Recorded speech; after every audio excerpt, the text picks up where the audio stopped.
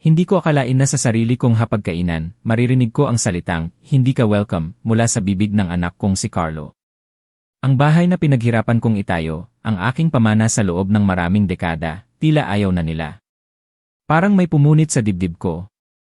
Ngunit ang matandang ito, marami nang nakita sa buhay. May mga laro sa negosyo na hindi nila naiintindihan. Hinding-hindi ako hahayaang maloko ng ganoon kadali. May sikreto ang bawat ama. Bago mo marinig ang buong kwento ng isang amang nanahimik, mag-subscribe ka muna, baka dito mo marinig ang sarili mong tinig. Ako si Mang Tony. Mahigit 60 na ako ngayon, 67 taong gulang sa eksakto.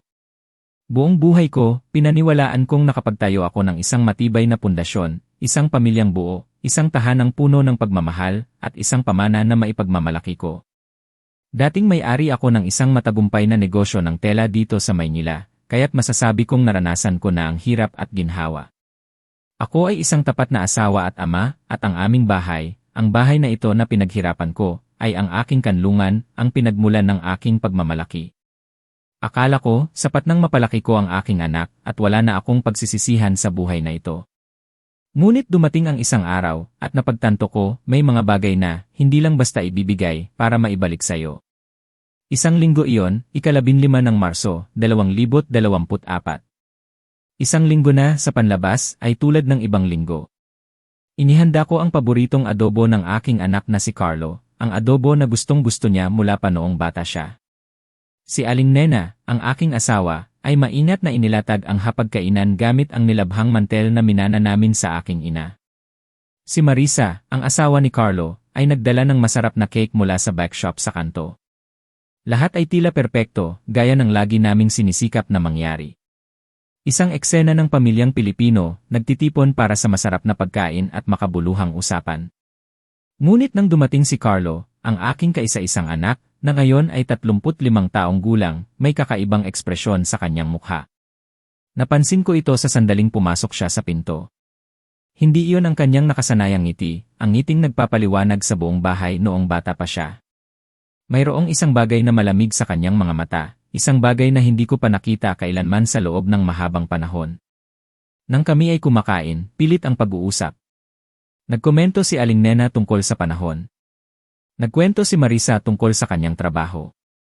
Ngunit si Carlo ay nanatiling tahimik, nilalaro lamang ang kanyang pagkain ng halos hindi lumalasa.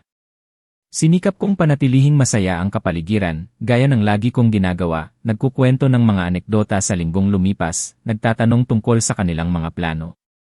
Nang ihain ko na ang ikalawang plato, doon na nangyari ang hindi ko inasahan. Ibinagsak ni Carlo ang kanyang tinidor sa plato nang may tunog na nagpaalingaw-ngaw sa buong kusina.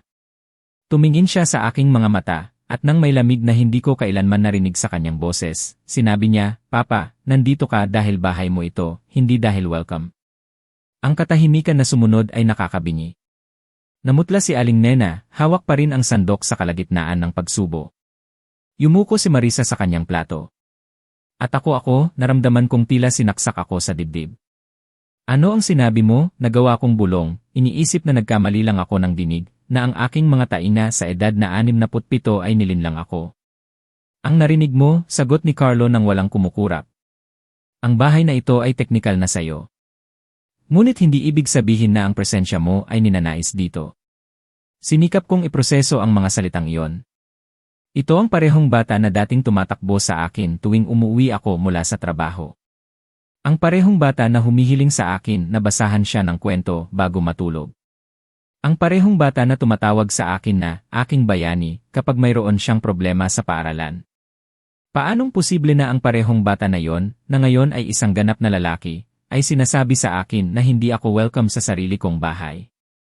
Nagsimulang umikot ng mabilis ang aking isip. Ito ay hindi lamang isang pagsuway o isang panandaliang pagkabigo. Ito ay mas malalim. Hindi ako pwedeng manatili na ganito. Kailangan kong malaman kung ano ang nangyayari. Habang lumilipas ang mga oras at papalapit ang bukang liwayway, isang kakaibang kalmado ang bumalot sa akin. Ang paunang kalungkutan ay nagbigay daan sa isang ibang pakiramdam, ang pangangailangan na maunawaan kung ano talaga ang nangyayari. Nakapagtayo ako ng isang negosyo mula sa wala. Nalampasan ko ang mga krisis sa ekonomiya. Nakagawa ako ng mahihirap na desisyon sa loob ng mga dekada. Hindi ako mananatiling nakaupo, nagluluksa, nang hindi naghahanap ng mga sagot. Sa ganap na 6:00 ng umaga ng Lunes, 16 ng Marso, ginawa ko ang desisyon na magbabago sa lahat. Aalamin ko kung ano ang nasa likod ng mga malulupit na salitang iyon. Hindi ako nakatulog ng gabing iyon. Nanatili akong gising sa aking paboritong silya, ang parehong silya kung saan ko inihiga si Carlo noong sanggol pa siya. Ulit-ulit kong inalala ang bawat salita, bawat kilos, bawat tingin sa hapunan. May nagawa ba akong mali? May nasabi ba akong nakasakit sa kanya? Bakit hindi mas matatag na ipinagtanggol ni Aling Nena ang aming pamilya? Ngunit habang lumilipas ang mga oras at papalapit ang bukang liwayway, isang kakaibang kalmado ang bumalot sa akin. Ang paunang kalungkutan ay nagbigay daan sa isang ibang pakiramdam, ang pangangailangan na maunawaan kung ano talaga ang nangyayari. Nakapagtayo ako ng isang negosyo mula sa wala. Nalampasan ko ang mga krisis sa ekonomiya. Nakagawa ako ng mahihirap na desisyon sa loob ng mga dekada. Hindi ako mananatiling nakaupo, nagluluksa, nang hindi naghahanap ng mga sagot. Sa ganap na 6:00 ng umaga ng Lunes, 16 ng Marso, ginawa ko ang desisyon na magbabago sa lahat. Aalamin ko kung ano ang nasa likod ng mga malulupit na salitang iyon. Nang mag-umaga, pagkatapos ng isang gabing walang tulog, nagpasya akong harapin si Aling Nena.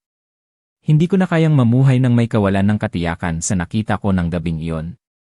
Ang aking asawa, na nakasama ko sa loob ng 42 taon ng pag-aasawa, ay kailangang magbigay sa akin ng paliwanag. Nakita ko siya sa kusina, naghahanda ng almusal na parang walang nangyari. Suot niya ang paborito kong asul na bata, ang parehong suot niya noong bago pa lang kaming kasal. Ngunit ngayon, habang mainat ko siyang pinagmamasdan, may napansin akong kakaiba sa kanyang mga galaw. May tensyon sa kanyang mga balikat, isang paninigas na hindi natural sa kanya. Nena, sabi ko ng may matatag na boses. Kailangan nating mag-usap. Hindi siya lumingon mula sa kanyang pagkakape. Tungkol saan, Emilio, tanong niya. Tungkol sa nangyari kagabi, tugon ko. Tungkol sa sinabi ng ating anak. At tungkol sa kung bakit hindi ka mukhang nagulat. Doon siya huminto. Bahagyang nanginig ang kanyang mga kamay habang inilalagay ang tasa sa mesa. Pagkatapos ng ilang segundo na parang walang katapusan, humarap siya sa akin, punong-puno ng luha ang kanyang mga mata. Alam kong darating ang sandaling ito, bulong niya.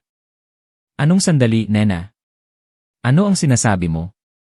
Umupo siya sa silya sa harap ko, ang parehong silya kung saan niya dating pinakakain si Carlo noong bata pa siya, kung saan kami nagbahagi ng libu-libong masayang almusal. Ngunit ngayon, ang silyang iyon ay tila napakalayo.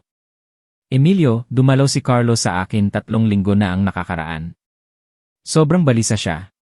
Pinag-uusapan ng mga plano, ang kinabukasan, mga bagay na ayaw kong marinig. Nagsimulang bumilis ang tibok ng aking puso. Anong klaseng mga plano? Sa tingin niya, sa paniniwala niya, masyado na tayong matanda para pamahalaan ang lahat ng ito. Iginawad niya ang isang kamay, sumasakop sa bahay.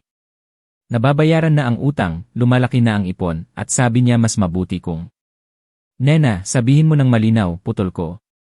Kung hahatiin natin ang mga ari-arian ngayon, bago pa huli ang lahat. Ang mga salitang iyon ay bumagsak sa akin na parang martilyo. Hatiin ang mga ari-arian.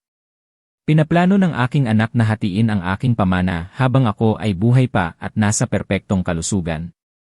At ano ang sinabi mo sa kanya? Tanong ko, kahit na natatakot ako sa sagot. Tinabunan ni Aling Nena ang kanyang mukha ng kanyang mga kamay. Sa simula ay mariin akong tumanggi. Sinabi ko sa kanya na siya ang kanyang ama, na nagpakasakit kami sa buong buhay namin para sa kanya, na ang bahay na ito ang aming tahanan. Sa simula, pero siya ay nag-insist, Emilio, araw-araw. Tinatawagan niya ako sa umaga kapag lumalabas ka para maglakad. Binibisita niya ako sa hapon kapag nasa trabaho ka. Ipinaliwanag niya na hindi ito personal, kundi ito lang ang pinakamatalinong desisyon sa pananalapi. Naramdaman kong tila nakikita ko ang isang estranyo. Ang babaeng ito na nakasama ko sa aking higaan sa loob ng 4 na dekada ay nagtatago ng mga lihim na pag-uusap sa aming anak tungkol sa aking sariling kinabukasan. At si Marisa, tanong ko. Kasama rin siya. Si Marisa ang unang nakaisip ng ideya, aminin ni Aling Nena nang may nanginginig na boses. Nagtatrabaho siya sa real estate agency, alam niya ang merkado. Sabi niya, ang bahay na ito ay mas mahal ngayon kaysa sa binayaran natin, na malaki ang pagtaas ng halaga ng lugar. Nagsimulang magkaanyo ang lahat sa aking isip. Hindi lang ito isang galit ng aking anak o isang panandaliang krisis ng pamilya. Ito ay isang planong pinag-isipan ng mabuti, isang estratehiyang pinansyal na dinisenyo ng aking manugang at isinagawa ng aking sariling anak sa tahimik na pakikipagsabuatan ng aking asawa. Gaano katagal na ninyong pinaplano ito? Tanong ko nang may pinakalmadong boses na kaya kong ilabas. Simula pa noong Enero, pag-amin niya. Sinabi ni Marisa kay Carlo na kumonsulta sa isang abogado sa Mana. Tila mayroong mga legal na pamamaraan upang mapabilis ang paghahati ng mga ari-arian kung lahat ng partido ay sumasang-ayon. Lahat ng partido, putol ko. At ako. Kailan ko malalaman na ako ay bahagi ng kasunduang ito? Sabi ni Carlo na unti-unti niyang ipapaliwanag sa iyo, na ipapaintindi niya sa iyo ang mga benepisyo, na maaari ka pa ring manirahan dito, ngunit legal na hahatiin ang ari-arian sa pagitan nating tatlo. Ang lamig ng buong plano ay nagpahinga sa akin. Hindi lamang nila pinagdesisyonan ang aking kinabukasan nang hindi ako kinukonsulta, kundi nagdisenyo pa sila ng paraan upang gawing tila para sa sarili kong kapakanan. At ang mga ipon. Ang retirement account. Ang mga investment na ginagawa ko sa loob ng 30 taon. Ipinikit ni Aling Nena ang kanyang mga mata bago sumagot. Lahat, Emilio. Kasama sa plano ang lahat. Tumayo ako mula sa mesa. Kailangan kong kumilos, mag-isip, iproseso ang impormasyong ito. Naglakad ako patungo sa bintana na nakatanaw sa hardin, ang parehong hardin kung saan ko tinuruan si Carlo na maglaro ng football, kung saan namin ipinagdiwang ang kanyang mga kaarawan, kung saan nagtatanim si Aling Nena ng kanyang mga paboritong rosas. At ikaw, sumasang-ayon ka ba sa lahat ng ito? Tanong ko nang hindi lumilingon. Hindi ko alam, Emilio. Nalilito ako. Sabi ni Carlo na ito ang pinakamabuti para sa lahat, na sa ganitong paraan ay maiiwasan natin ang mga problema sa hinaharap, na nasa ganitong paraan ay sinisiguro nilang hindi mo na mababago ang iyong isip sa huli. Ang katahimikan ni Aling Nena ang tanging sagot na kailangan ko. May iba pa ba? Idinagdag niya ng halos hindi marinig. Sinabi ni Carlo na kung hindi ka voluntaryong sasang-ayon, mayroong mga legal na pamamaraan para ideklara ang isang tao na walang kakayahan na pamahalaan ang kanyang sariling mga gawain. Sa sandaling iyon, lubos kong naintindihan ang laki ng aking kinakaharap. Hindi lang ito isang pagtataksil ng pamilya. Ito ay isang pag-atake sa aking sariling buhay at kalayaan.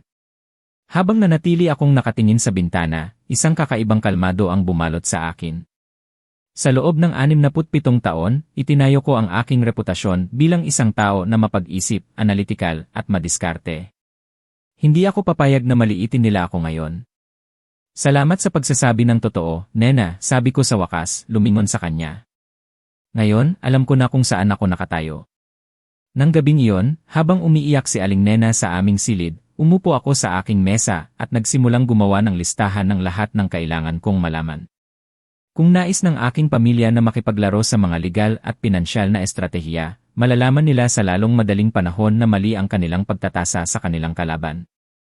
Ang mga sumunod na araw ay ang pinakamaproduktibong araw sa aking buhay sa usaping pangangalap ng impormasyon. Sa loob ng 40 taon ng pagtatrabaho sa industriya ng tela, natutunan ko na ang mga detalye ay mahalaga, at ngayon, ang karanasang iyon ay magiging aking pinakamahusay na sandata. Nagsimula ako sa pagsuri ng lahat ng mga dokumento sa pananalapi na iniingatan ko sa aking mesa. Mga bank statement, mga policy ng seguro, mga titulo ng ari-arian, mga sertipiko ng pamumuhunan. Lahat ay maingat na nakaayos sa mga folder na pinananatili kong updated sa loob ng mga dekada. Ngunit ngayon, sinuri ko ang mga ito ng may ibang pananaw, naghahanap ng anumang kahina-hinalang galaw, Miyerkules, 18 ng Marso, nang gawin ko ang unang nakababahalang pagtuklas. Sa bank statement ng Pebrero, lumitaw ang 2 katanungan na hindi ko otorisado. May nagtanong tungkol sa aking checking account at savings account. Ang mga petsa ay eksaktong tumugma sa isinumpa ni Aling Nena tungkol sa mga lihim na pagdalaw ni Carlo. Agad akong tumawag sa bangko. Pagkatapos kong magpakilala kay Mang Victor, ang manager na kilala ko sa loob ng 15 taon, nakumpirma ko ang aking mga hinala. Mang Tony, paliwanag ni Mang Victor nang may pag-aalinlangan. Ang inyong anak ay nagpakita dito na may isang notarized power of attorney na pirmahan mo. Kinailangan niya ng impormasyon para di umano ay tulungan kayo sa deklarasyon ng buwis. Isang power of attorney na pirmahan ko. Tanong ko, nararamdaman kong tila nilalamig ang aking dugo. Opo, Mang Tony. Verify namin ang pirma gamit ang aming database at ito ay eksaktong tumugma.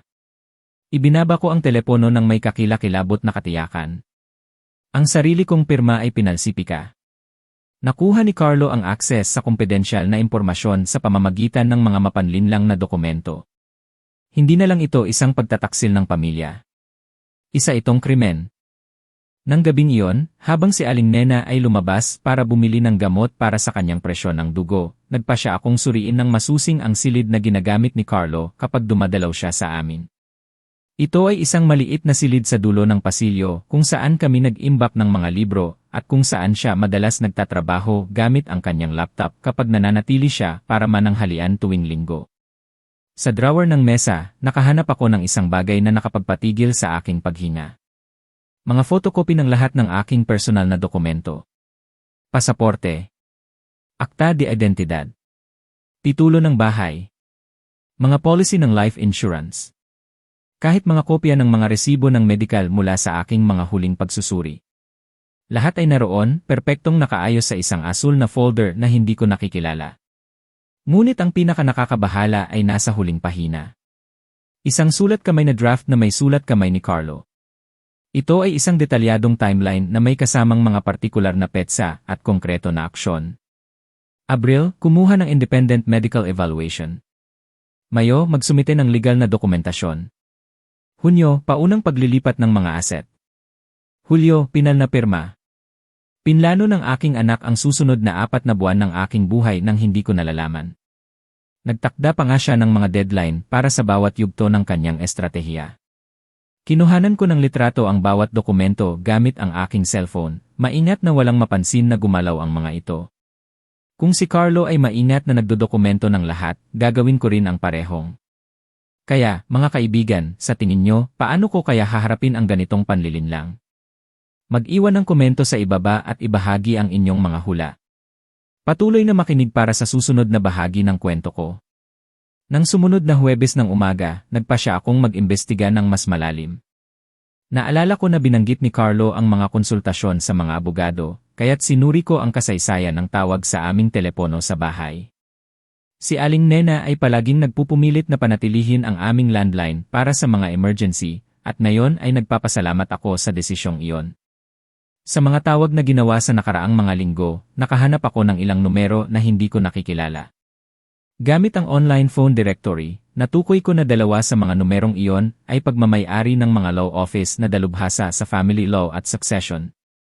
Nang may matinding pag-ingat, tumawag ako sa una sa kanila, nagpanggap na isang potensyal na kliyente na interesado sa mga prosedimientos de incapacitasin legal. Ang kalihim, nang walang hinala, ay ipinaliwanag na, sa katunayan, mayroon silang mga kamakailang konsultasyon tungkol sa mga kaso ng mga matatandang nangangailangan ng legal na proteksyon mula sa kanilang mga kamag-anak. Ang pangalawang tawag ay mas nakakapagbunyag pa. Agad na nakilala ni Atty. Morales ang aking apelyido nang magpakilala ako. Kayo siguro ang ama ni Carlo, Mang Tony, sabi niya nang hindi nag-isip. Ang inyong anak ay narito noong nakaraang linggo, kumonsulta tungkol sa mga pamamaraan ng pagtuturo. Agad akong nagbaba ng telepono, ngunit nasa akin na ang lahat ng impormasyon na kailangan ko. Ang aking anak ay hindi lamang nagpalsipika ng mga dokumento at nangolekta ng aking personal na datos, kundi kumonsulta rin siya tungkol sa kung paano ako idedeklarang legal na walang kakayahan. Nang gabing iyon, habang tahimik kaming kumakain, maingat kong pinagmamasdan si Aling Nena. Ang kanyang mga galaw ay kinakabahan. Iniwasan niya ang aking tingin at halos hindi niya hinawakan ang pagkain. Malinaw na ang panggigipit ng pagtatago ng lihim ay lubos na nakaapekto sa kanya. Kumusta ang araw mo? Tanong ko ng normal na parang wala akong natuklasan. Mabuti, normal, mabilis niyang sagot. Pumunta ako sa palengke, pagkatapos ay sa botika. Tumawag ba si Carlo sa'yo ngayon? Bigla siyang nanigas. Hindi. Bakit mo na itatanong? Wala namang partikular, kuryosidad lang. Ngunit alam kong tumawag siya. Nakita ko ang log sa telepono, isang tawag na 32 minuto sa 2:00 ng hapon, eksakto nang ako ay lumabas para maglakad. Biyernes, nagpa siya akong gumawa ng mas matapang na hakbang. Sinamantala ko na si Aling Nena ay nasa lingguhang appointment niya sa doktor upang ganap na siya sa atin ang bahay.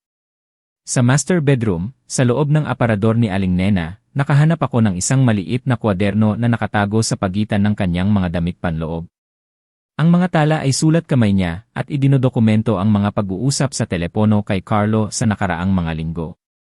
Mayroong mga partikular na petsa, buod ng bawat tawag, at ang pinakanakakagulat, mga listahan ng aking mga pang-araw-araw na gawain, aking mga oras ng paglabas at pagdating, aking mga appointment sa doktor, maging ang aking mga kondisyon ng kalooban.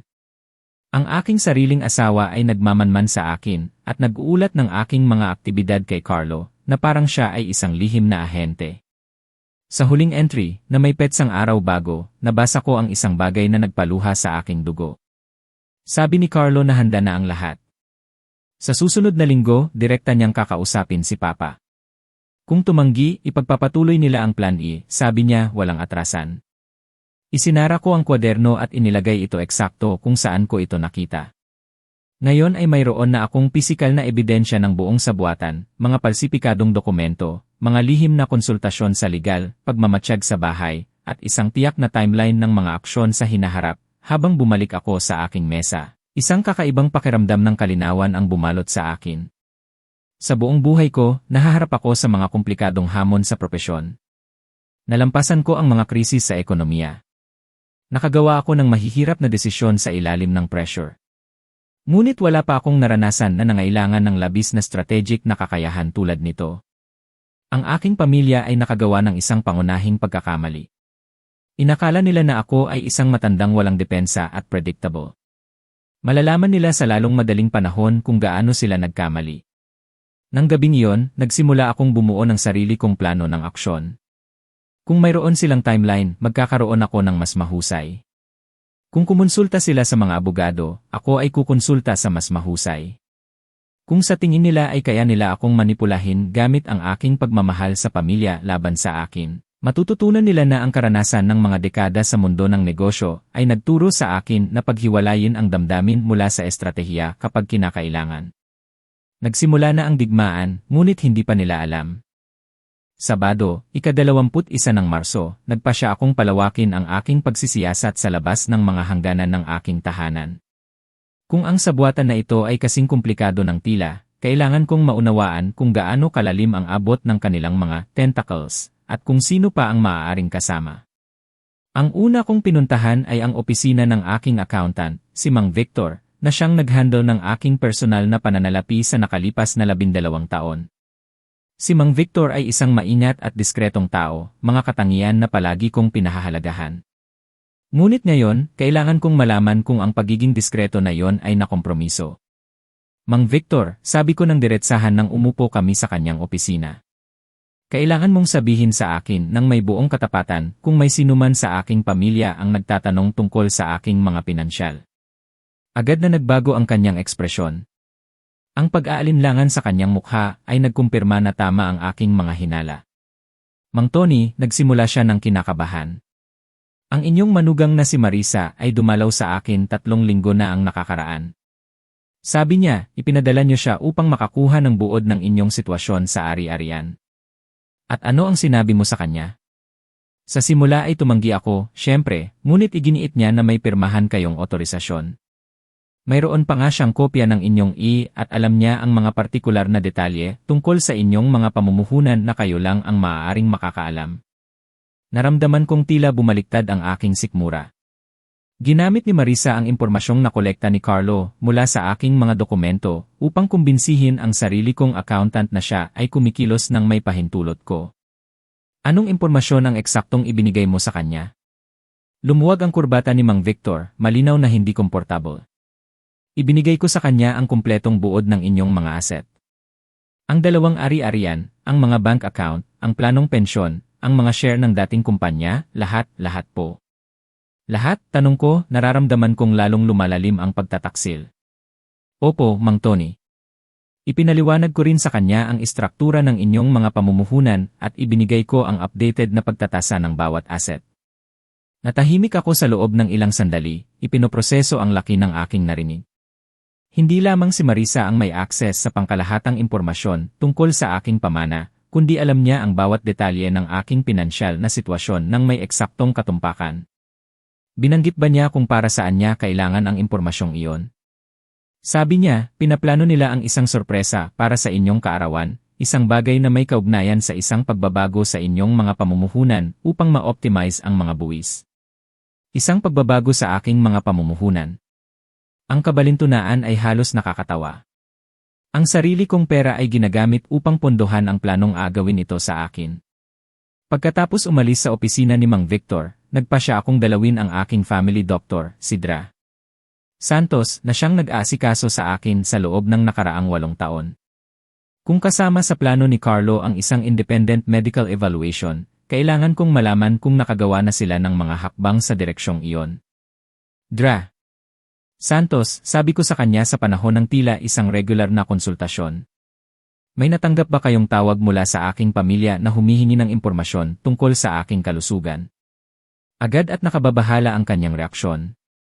Sa katunayan, Mang Tony, tumawag ang inyong anak noong nakaraang linggo, nagtatanong tungkol sa inyong cognitive capacity at pangkalahatang kalusugan. At ano ang sinabi mo sa kanya?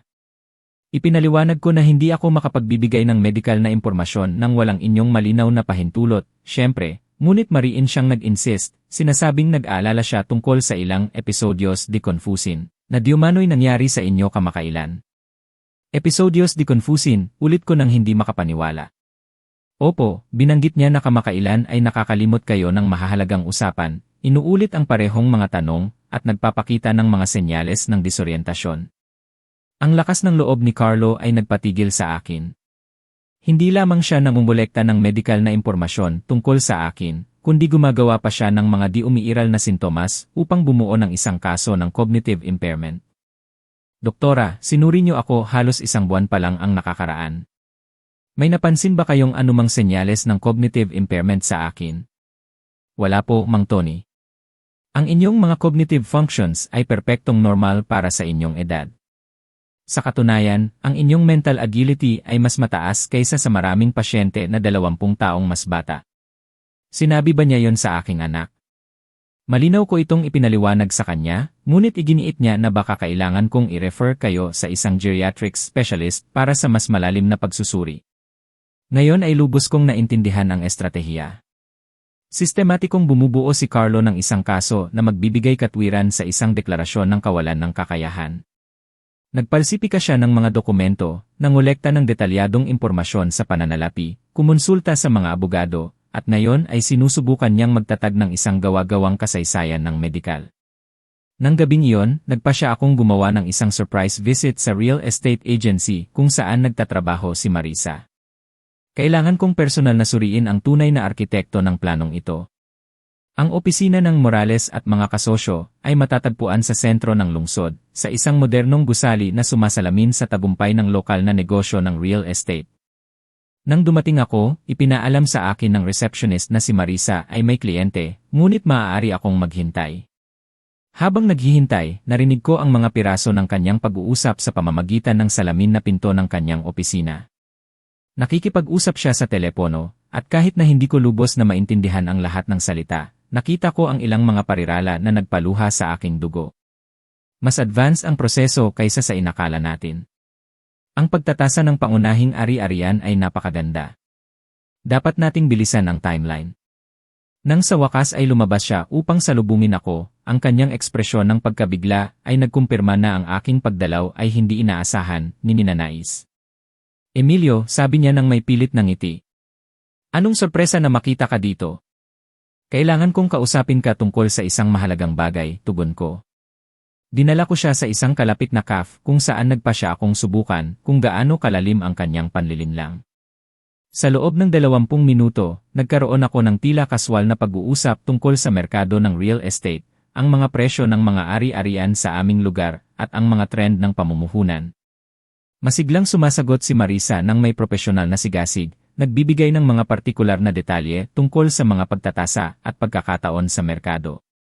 Ngunit ang pinakanakagulat sa akin ay ang kanyang tumpak na kaalaman tungkol sa eksaktong mga katangian ng aking ari-arian, metro kwadrado, taon ng pagtatayo, mga pagpapabuti na ginawa, maging ang mga detalye tungkol sa heating at electrical system na tanging isang taong masusing nakapag-aral ng titulo ng lupa ang makakaalam. Napakamabusisi mong nag-imbestiga tungkol sa mga ari-arian sa lugar, kaswal kong sabi. Trabaho ko, sagot niya, ngunit iniwasan niya ang aking tingin. Alam mo pa nga ang napaka-partikular na detalye tungkol sa aking bahay. Doon na siya halatang kinakabahan. Well, isa ito sa mga pinakasimbolo na ari-arian sa lugar. Natural lang na pinag-aralan ko ito. Pinag-aralan para saan eksakto? Ang katahimikan na sumunod ay mas makahulugan kaysa sa anumang pag-amin. Mabilis na humingi ng paumanhin si Marisa, sinasabing may kailangan siyang puntahan, at umalis mula sa CAF. Iniiwan ako na may lubos na katiyakan na siya nga ang mastermind sa likod ng buong operasyon. Nang gabing iyon, pabalik sa bahay, umupo ako sa aking mesa at gumawa ng mental map ng buong sabuatan. Ito ay mas malawak at sopistikado kaysa sa inakala ko noong una. Si Carlo ang emosyonal na tagapagpatupad, ginagamit ang kanyang relasyon sa pagiging anak upang manipulahin ang sitwasyon. Si Marisa ang financial strategist, nagbibigay ng teknikal na kaalaman at profesional na mga kontak. Si Aling Nena ang internal informant, nagbibigay ng access at patuloy na pagmamanman. At nagawa nilang makapasok sa aking profesional na bilog ng tiwala, kinompromiso ang aking accountant at sinubukang manipulahin ang aking doktor. Ngunit nakagawa sila ng isang kritikal na pagkakamali. Lubos nilang minamaliit ang aking kakayahan na matukoy, suriin, at tumugon sa kanilang estratehiya. Sa loob ng 40 taon ng karanasan sa negosyo, naharap ako sa mga mapanlinlang na kakumpetensya, mga taksil na kasosyo, at mga komplikadong krisis. Ang sitwasyong ito, bagaman personal na masakit, ay hindi naiiba sa mga tuntunin ng estratehiya. Habang inaayos ko ang lahat ng ebidensya na nakolekta ko sa loob ng linggo, isang pakiramdam ng malamig na determinasyon ang bumalot sa akin. Hindi na lang ito usapin ng pagtatanggol sa aking pamana o sa aking kalayaan. Ito ay usapin ng pagtuturo ng isang pangunahing aral tungkol sa mga kahihinatnan ng pagtataksil sa tiwala ng isang taong inilaan ang kanyang buong buhay sa pagprotekta at pagbibigay para sa kanyang pamilya. Ang Lunes ay magsisimula na ang Phase 2 ng aking pagsisiyasat. Hanapin ang mga kakampi at ihanda ang aking kontraopensiba. Isang linggo, ng gabi, habang si Aling Nena ay mahimbing na natutulog sa aking tabi, nanatili akong gising, nagpaplano ng mga susunod na hakbang. Binanggit ni Carlo sa kanyang timeline na ang Abril ang magiging buwan ng independenteng medikal na pagsusuri, ngunit pagdating ng panahong iyon, matutuklasan niyang mayroon na akong hindi matatanggihang medikal na dokumentasyon, kumpletong legal na proteksyon, at matibay na ebidensya ng lahat ng kanyang mapanlinlang na gawain. Ang bahagi ng depensa ng aking estratehiya ay tapos na. Ngayon, oras na para sa opensiba. Lunes, ika-30 ng Marso, nakatanggap ako ng balita na lubos na magpapabago sa balanse ng kapangyarihan sa tahimik na labanang ito. Si Mang Leo, ang aking pribadong investigador, ay nakatuklas ng impormasyon na lumampas pa sa aking pinakamasamang inaasahan. Mang Tony, sabi niya nang magkita kami sa kanyang opisina, kailangan niyong umupo para marinig ito. Inilatag ni Mang Leo sa kanyang mesa ang isang serye ng mga litrato, bank statement, at transcriptions ng tawag sa telepono na nakuha niya sa pamamagitan ng ganap na legal na paraan. Ang inyong manugang na si Marisa ay nag-organisa ng operasyong ito nang mas matagal kaysa sa inakala namin. Nakahanap kami ng ebidensya na nagsimula siyang mag-imbestiga sa inyong pamana mahigit 6 na buwan na ang nakakaraan, bago pa man kasama ang inyong anak. Ipinakita niya sa akin ang mga screenshot ng mga online search na ginawa ni Marisa tungkol sa mga pamamaraan ng pagtuturo para sa mga matatanda at maagang karapatan sa mana. Ang mga petsa ay bumalik pa sa Setyembre ng nakaraang taon. Ngunit ang pinakamahalaga, patuloy ni Mang Leo, natuklasan namin na si Marisa ay may malaking utang na itinago niya sa kanyang asawa. Anong klaseng utang? Malaki siyang namuhunan sa isang proyekto ng real estate na ganap na nabigo. May utang siya na mahigit 9 milyong piso sa ilang pribadong investor. Ang mga bayad ay natapos noong Enero at agresibo ang panggigipit ng mga nagpapautang. Lahat ay umayon ng perpekto. Si Marisa ay hindi motivated ng pag-aalala sa pamilya o matalinong financial planning. Desperado siyang bayaran ang mga utang na naglagay sa kanyang sariling solvency sa panganib. Alam ba ni Carlo ang tungkol sa mga utang na ito, tanong ko. Tila hindi. Ipinapahiwatig ng aming mga pinagmulan na nagawa ni Marisa na panatilihin si Carlo na ganap na walang alam sa kanyang tunay na pinansyal na sitwasyon. Ibinigay sa akin ni Mang Leo ang pinakanakakagulat na dokumento, isang transcription ng tawag sa telepono sa pagitan ni Marisa at isa sa kanyang mga nagpapautang. Kung hindi ako makakakuha ng akses sa mga asset na yon bago Mayo, sabi ni Marisa, kailangan kong ideklara ang sarili ko na bangkarote. Ang aking biyenan ay may mga ari-arian na nagkakahalaga ng higit sa 30 milyong piso na halos abandon. Siya ay isang matandang naninirahan lamang kasama ang kanyang asawa, na walang tunay na kakayahan na pamahalaan ang kayamanan na iyon. Ang pagbabasa ng mga salitang iyon ay parang isang suntok sa aking tiyan. Ginawa ni Marisa ang aking pamilya, ang aking tahanan, at ang aking pamana bilang isang simpleng transaksyon sa negosyo upang malutas ang kanyang sariling mga pagkakamali sa pananalapi. Mayroon pa, idinagdag ni Mang Leo. Si Carlo ay wala rin sa pinansyal na sitwasyon na kanyang ipinapakita. Ang kanyang negosyo sa pagkonsulta ay nawawalan ng mga kliyente sa loob ng nakaraang taon. Ang kanyang kita ay bumaba ng halos 40%. Ang kumpletong larawan ay nagsimulang mabuo sa aking isip. Hindi ito isang planong maingat na pinag-isipan para sa aking kapakanan, kundi isang desperadong operasyon ng dalawang tao na may malubhang problema sa pananalapi na nagpasya na gamitin ang aking pamana bilang solusyon sa kanilang mga personal na krisis. Nang gabing iyon, nang bumalik ako sa bahay, may nakita akong hindi inaasahang sorpresa. Ang aking hipag na si Tita Elena ay dumating mula sa Cebu City, gaya ng ipinangako niya. Nakaupo siya sa kusina, nakikipag-usap kay Aling Nena, at ang tensyon sa pagitan nilang dalawa ay malinaw. Emilio, bati ni Tita Elena ng may malinaw na pag-aalala. Kailangan nating mag-usap tayong tatlo tungkol sa nangyayari sa pamilyang ito. Sa loob ng susunod na 2 oras, iginiit ni Tita Elena kay Aling Nena ang panggigipit na hindi ko nagawang gawin. Bilang mas bata ngunit mas determinado, nagawa niyang ipagtapat ni Aling Nena ang mga detalye na itinago niya sa akin. Sinabi ni Carlo na kung hindi ako makikipagtulungan, lilipat sila ni Marisa sa malayo at hindi ko na makikita ang aking mga apo, pag-amin ni Aling Nena habang umiiyak. Anong mga apo? Tanong ni Tita Elena nang bigla. Wala namang anak sina Carlo at Marisa. Ang iniisip nilang magkaroon sa hinaharap, bulong ni Aling Nena. Sabi ni Carlo na gusto nilang bumuo ng pamilya, ngunit kailangan nila ng financial stability muna. Nagpalitan kami ni Tita Elena ng makahulugang tingin. Ginamit ni Carlo ang pangako ng mga apo sa hinaharap upang emosyonal na manipulahin ang kanyang ina, sinasamantala ang kanyang pagnanais na maging lola. Nena, sabi ni Tita Elena ng may matatag na boses. Napagtanto mo ba na ginagamit nila ang sarili mong mga pangarap laban sa iyo upang nakawin ang pamana ng iyong asawa? Doon na tuluyang bumagsak si Aling Nena. Sa pagitan ng mga hikbi, ipinagtapat niya na sa loob ng mga linggo ay naramdaman niyang may mali, ngunit natakot siyang kontrahin si Carlo. Natakot din ako nang banggitin ni Carlo na maaaring idineklara si Emilio na walang kakayahan, bulong niya. Alam kong perpekto ang pag-iisip mo, ngunit iginiit niya na ito ay para lang sa pag-ingat. Tumayo si Tita Elena mula sa mesa na may ekspresyong galit. Nena, pinaplano ng anak mo na sirain ang buhay ng sarili niyang ama upang malutas ang mga problema sa pera. Paano mo man lang isasaalang-alang ang pagsuporta sa ganoong bagay? Sa mahalagang pag-uusap na yon, nakakuha ako ng isang bagay na hindi ko inaasahan. Ang aking asawa ay bumalik bilang isang kaalyado. Si Aling Nena ay naging biktima ng emosyonal na manipulasyon, gaya ng naging biktima ako ng panlilinlang sa pananalapi. Nang Martes, nakatanggap ako ng tawag mula kay Atty. Garcia na nagbigay sa akin ng kasiyahan. Mang Tony, sabi niya, na kumpleto na namin ang lahat ng blindage patrimonial. Ang inyong mga asset ay protektado na ngayon sa ilalim ng isang legal na istruktura na imposible ang anumang hindi otorisadong pag-access. Ano ang eksaktong ibig sabihin niyan? Ibig sabihin, kahit na makakuha sila ng pansamantalang deklarasyon ng kawalan ng kakayahan, hindi nila mahahawakan ang alinman sa inyong mga ari-arian, bank account, o pamumuhunan, nang hindi dumadaan sa isang kumpletong proseso ng hudisyal na aabutin ng maraming taon. Sinuri din ni Atty. Garcia ang mga abogado na kumonsulta si Carlo. Magagaling silang propesyonal, ngunit nagtatrabaho sila sa hindi kumpleto at maling impormasyon.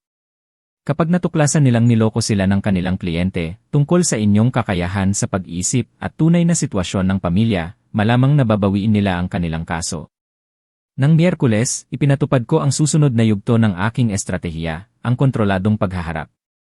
Oras na para malaman ni Carlo na alam ko kung ano ang eksaktong pinaplano niya, ngunit nang hindi pa inilalantad ang lawak ng aking mga kontrahakbang. Tinawagan ko siya sa telepono ng may kalmadong boses. Carlo, sa tingin ko, kailangan nating magkaroon ng seryosong usapan tungkol sa hinaharap. Maaari ka bang dumating dito sa bahay bukas ng hapon? Tungkol saan mo gustong pag-usapan, Papa? Tanong niya ng may pag-ingat. Tungkol sa mga pagbabago na binanggit mo sa hapunan noong nakaraang linggo. Sa tingin ko, oras na para ipaliwanag mo sa akin kung ano ang eksaktong nasa isip mo. Napansin ko ang kanyang pagkabahala sa telepono. Sige po. Pupunta ako bukas mga 6:00. Nang gabing iyon, kasama sina Aling Nena at Tita Elena bilang mga saksi, maingat kong inilagay ang isang sistema ng pagre-record sa sala. Lahat ng sasabihin ni Carlo ay may record bilang karagdagang ebidensya. Nang Huwebes ng hapon, habang hinihintay ang pagdating ng aking anak, inalala ko sa isip ang lahat ng elemento na pabor sa akin. Kumpletong legal na proteksyon, ebidensya ng kanyang mapanlinlang na gawain, sertipikasyon ng aking kakayahan sa pag-isip, nabawi ng mga kaalyado sa pamilya, impormasyon tungkol sa mga lihim na utang ni Marisa, at ngayon ay ang kakayahang idokumento ang anumang bagong kasinungalingan o banta. Nang dumating si Carlo ng eksaktong 6:00, dala niya ang isang folder ng mga dokumento at isang ekspresyon ng determinasyon na hindi ko pinalampas. Dumating siya na handa para sa isang pag-uusap na inakala niyang kontrolado niya ng lubusan. Umupo siya sa harap ko sa parehong sofa kung saan ko siya tinuruan magbasa noong mga taon na ang nakakaraan. Kung saan kami nanonood ng mga pelikula tuwing linggo. Kung saan namin ipinagdiwang ang kanyang mga tagumpay sa akademiko. Ngunit ngayon, ang parehong sala ay naging isang larangan ng labanan kung saan pagpapasyahan ang kinabukasan ng aming relasyon at ng aking kalayaan.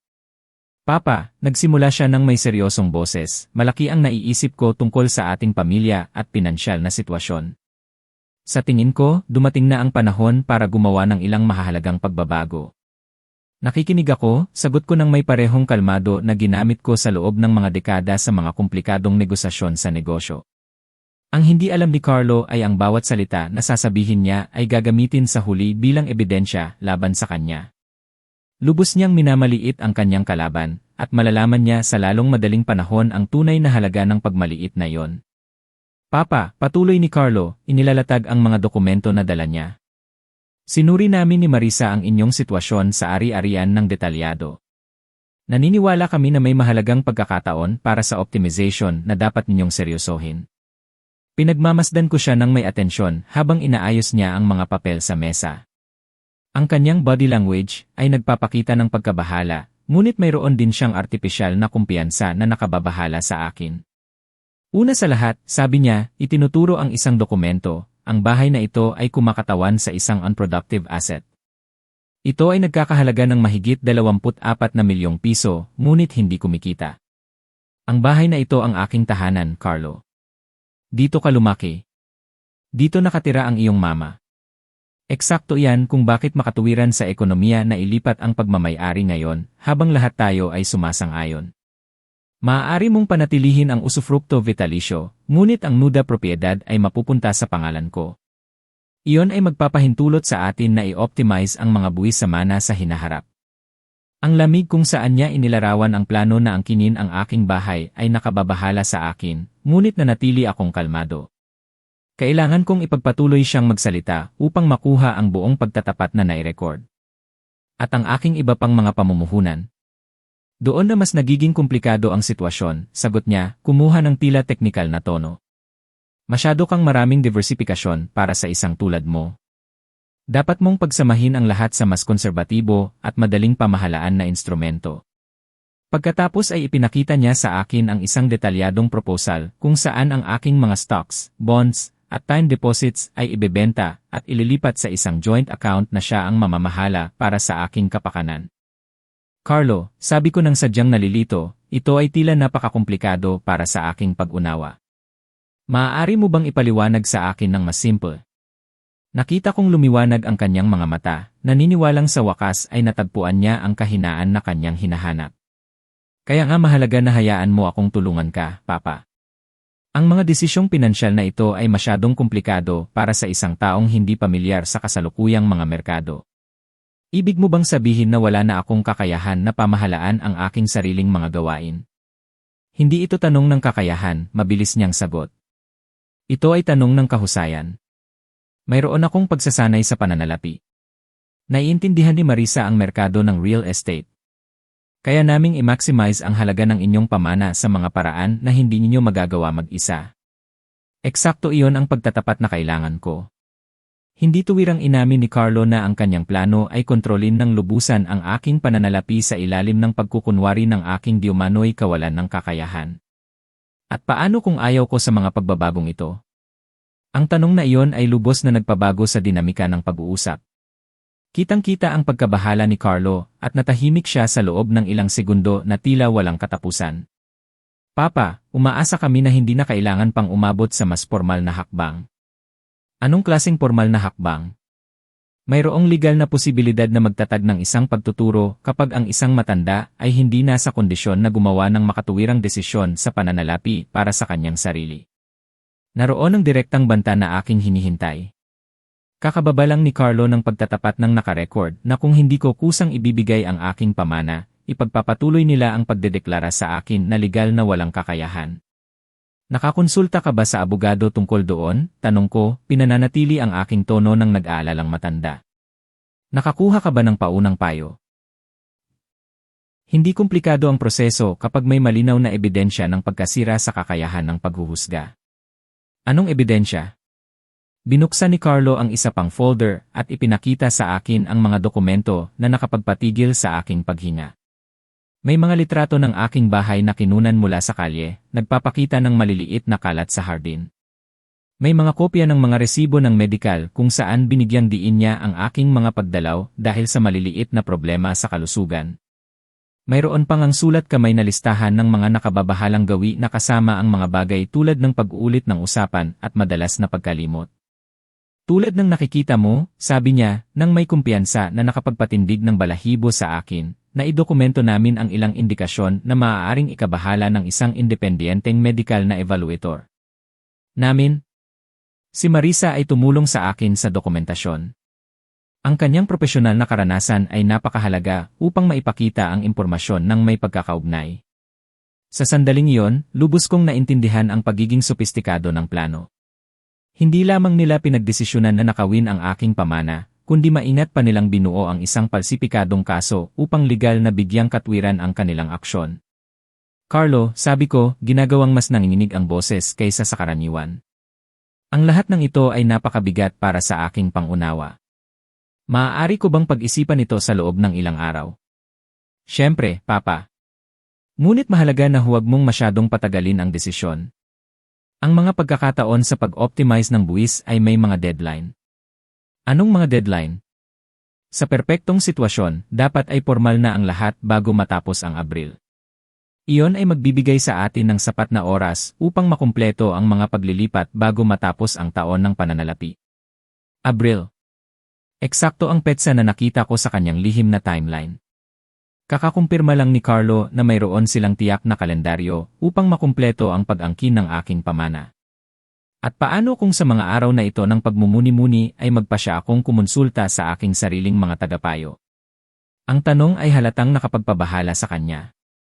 Papa, sa tingin ko ay magiging kontraproduktibo ang pagsasama ng mas maraming tao sa mga personal na desisyon ng pamilya.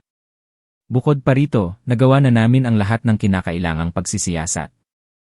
Pero tiyak na hindi mo tututulan kung kumpirmahin ko ang ilang detalye sa aking bangko.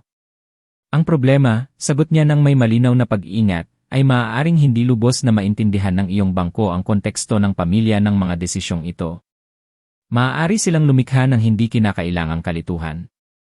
Iyon ang huling kumpirmasyon na kailangan ko. Hindi lang natatakot si Carlo na kumonsulta ako sa mga independenteng profesional, kundi lalo na niyang gustong iwasan na i-verify ng bangko ang impormasyong ginamit nila upang makakuha ng data tungkol sa aking mga account. Naiintindihan ko, sabi ko ng tila sumuko. Siguro magtitiwala ako sa iyong paghuhusga, tulad ng dati. Nakita kong agad siyang nakarelax. Ipinaliwanag niya ang aking sagot bilang pagsuko, samantalang sa katotohanan ay ang pagtatapos ito ng isang perpektong na isagawang pagtatanong. Papa, gusto kong malaman mo na ginagawa namin ito para sa sarili mong kapakanan. Napagtanto namin ni Marisa na kailangan mo ng proteksyon, kahit na hindi mo ito napapansin. Proteksyon sa ano? Sa iyong sarili, lalo na. Sa iyong edad, natural lang na unti-unting makompromiso ang kakayahan sa paghuhusga. Mas mabuti na asahan ang mga problemang iyon bago pa maging irreversible. Ang mga huling salitang iyon ang pinakamahalaga sa buong recording. Malinaw na inamin ni Carlo na itinuturing niyang nakompromiso ang aking kakayahan sa paghuhusga na nagbibigay ng perpektong ebidensya ng pagiging mali ng kanyang mga motibo.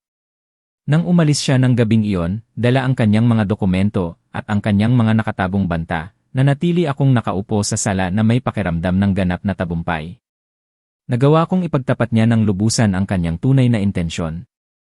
Nakakuha ako ng nai-record na ebidensya ng kanyang mga banta ng kawalan ng kakayahan at nakumpirma ko ang lahat ng detalye ng timeline na kanilang pinlano. Ngunit ang pinakamahalaga ay umalis si Carlo na kumbinsido na nagawa niyang takutin at lituhin ako, samantalang sa katotohanan ay ibinigay niya ang huling ebidensya na kailangan ko upang lubos na sirain ang kanyang plano. Nang gabing iyon, tinawagan ko si Atty. Garcia upang ipaalam sa kanya ang tungkol sa recording. Mang Tony, ginto ito mula sa legal na pananaw. Sa pagtatapat na ito, hindi lamang tayo makakapagtanggol sa anumang pagtatangka ng kawalan ng kakayahan, kundi makakapaghain din tayo ng mga kaso sa kriminal dahil sa pagtatangka ng panloloko at pamimilit. Habang naghahanda akong matulog, pinag-isipan ko ang lahat ng aking nakamit sa nakalipas na 3 linggo. Mula sa pagiging isang potensyal na biktima, naging ganap na kontrolado ko ang sitwasyon. Ang aking pamana ay legal na protektado. Mayroon akong masusing ebidensya ng lahat ng mapanlinlang na gawain ni Carlo at Marisa. Nabawi ko si Aling Nena bilang kaalyado. At ngayon ay mayroon ako ng nai-record na pagtatapat na magpapaimposible sa anumang legal na aksyon laban sa akin. Ngunit ang pinakakasiya siya ay nagawa ko ang lahat ng ito nang hindi man lang naghihinala ang aking mga kalaban na wala na silang anumang kalamangan. Naniniwala pa rin silang nakaharap sila sa isang nalilito at vulnerable na matanda, samantalang sa katotohanan ay nahulog sila sa isang bitag na perpektong dinisenyo ng isang taong may dekadang karanasan sa estratehiya sa negosyo. Bukas magsisimula na ang huling yugto ng aking plano, ang sistematikong pagkasira ng lahat ng kanilang itinayo laban sa akin. Kung kayo po ay nakikinig pa hanggang dito, tulungan niyo po ako at i-comment ang numero 1 sa ibaba para malaman kong mayroon pa ring mga kasama ako sa paglalakbay na ito. Ang inyong presensya po ang pinakamalaking inspirasyon para ikwento ko pa ang huling bahagi. Ang mga sumunod na araw ay nasaksihan ang isang desperadong pagtaas ng mga galaw mula kina Carlo at Marisa na nagkumpirma ng lubusan sa katumpakan ng aking estratehiya. Kapag nawala ng kontrol ang mga tao sa isang sitwasyon na inakala nilang kontrolado nila, nagkakamali sila na naglalantad ng kanilang tunay na pagkatao. Nang Huwebes, 9 ng Abril, nakatanggap si Aling Nena ng tawag na lubos na magpapabago sa kanyang pananaw tungkol sa aming anak. Tinawagan siya ni Carlo na may panukala na nakapagpatigil sa aking paghinga nang ikwento niya sa akin. Emilio, sabi ni Aling Nena nang nanginginig. Hiniling sa akin ni Carlo na pumirma sa isang dokumento na nagdedeklara na nakita ko ang mental na pagkasira mo sa nakaraang mga buwan. Ano ang sagot mo sa kanya? Sinabi ko na ganap na mali iyon, na perpekto ang pag-isip mo. Ngunit iginiit niya na ito ay isang formalidad lamang para protektahan ang pamilya. Isang formalidad. Ipinaliwanag niya na kung hindi ako makikipagtulungan, kailangan nilang maghanap ng iba pang pamamaraan upang malutas ang sitwasyon. Ang kanyang eksaktong mga salita ay, Mama, maaari mo itong gawin sa mabuti o sa masamang paraan. Ang direktang banta sa kanyang sariling ina ay nagmarka ng isang punto ng walang pagbalik. Nalampasan na ni Carlo ang linya sa pagitan ng manipulasyon ng pamilya at tahasang pamimilit na nagpapakita kung gaano kalayo ang handa niyang puntahan. Sinabi rin niya sa akin ang isang bagay na nakakatakot, patuloy ni Aling Nena. Binanggit niya na nagsisiyasat sila ng mga home for the elderly sa rehiyon kung sakaling maging komplikado ang sitwasyon. Ang mga salitang iyon ay nagpaluha sa aking dugo. Hindi lamang nila pinaplano na angkinin ang aking pamana, kundi kinokonsidera rin nila ang posibilidad na ipasok ako sa isang institusyon upang alisin ang anumang balakid sa kanilang mga plano. Nang Biyernes, nakatanggap ako ng isang hindi inaasahang bisita na magkukumpirma ng aking pinakamasamang hinala tungkol sa tunay na lawak ng kanilang sabuatan. Siya si Ate Maria, ang pinsan ni Aling Nena na nagtatrabaho sa City Hall. Dumating siya upang bigyan ako ng babala tungkol sa isang nakababahalang bagay. Emilio, sabi niya nang may malinaw na pag-aalala. Si Marisa ay nasa aking opisina kahapon, nagtatanong tungkol sa mga pamamaraan para sa mga sertipiko ng kamatayan at paglilipat ng ari-arian pagkatapos ng kamatayan. Mga sertipiko ng kamatayan? Sabi niya ay para sa isang kliyente, ngunit nang tanungin ko ang mga partikular na detalye, siya ay naging kinakabahan at binago ang paksa. Pagkatapos ay tinanong niya ako tungkol sa mga kinakailangan para sa pagpapatunay ng testamento at kung gaano katagal ang proseso ng pagmamana. Ang impormasyong iyon ay lubhang nakakabahala sa akin. Hindi lamang kinonsidera ni Marisa na ideklara akong walang kakayahan, kundi sinisiyasat din niya ang mga pamamaraan na may kaugnayan sa aking pagkamatay. Ito ay isang pagtaas sa mga teritoryo na hindi ko kailanman naisip. Ate Maria, sa tingin mo ba ay may tiyak na kaso sa isip ang mga tanong? Talagang binanggit niya ang mga ari-arian na nagkakahalaga ng ilang daang libong piso at direktang mga tagapagmana na gustong pabilisin ang normal na proseso.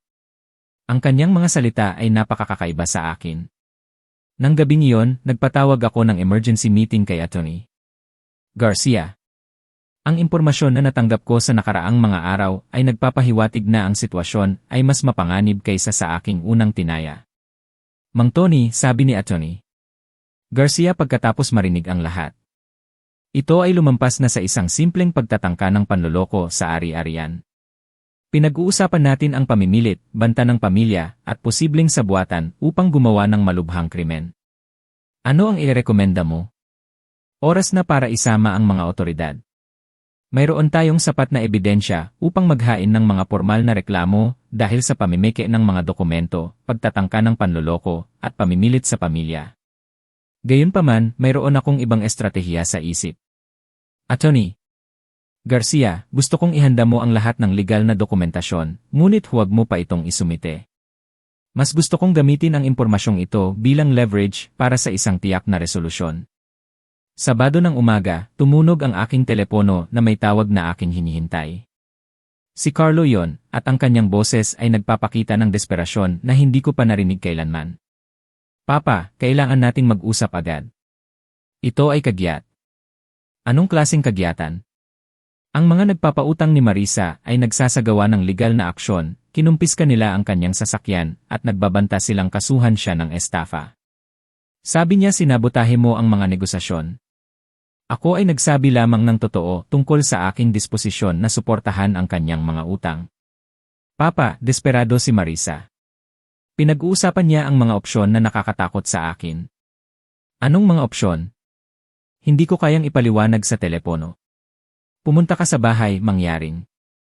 Sabi ni Marisa, kung hindi natin ito malutas ngayon, gagawa siya ng isang bagay na pagsisisihan nating lahat. Ang tawag ay nagkumpirma na ang aking estratehiya ng pinansyal na panggigipit ay gumana eksakto gaya ng aking pinlano. Ang mga nagpapautang ni Marisa ay nagsasagawa na ngayon ng direktang legal na panggigipit at siya ay lubusang natataranta. Ang kwento ni Mang Tony ay nagtatapos dito. Ano sa tingin niyo ang desisyon niya? Kung kayo ang nasa posisyon niya, may gagawin ba kayong iba? Ibahagi po ang inyong mga saloobin sa comment section, binabasa ko po ang bawat isa.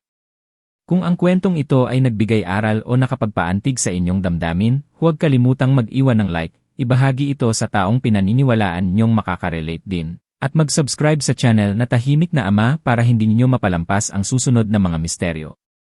Magkikita-kita tayo sa susunod na kwento, at sino ang makapagsasabi, sa susunod na pagkakataon baka kayo na ang maging bida.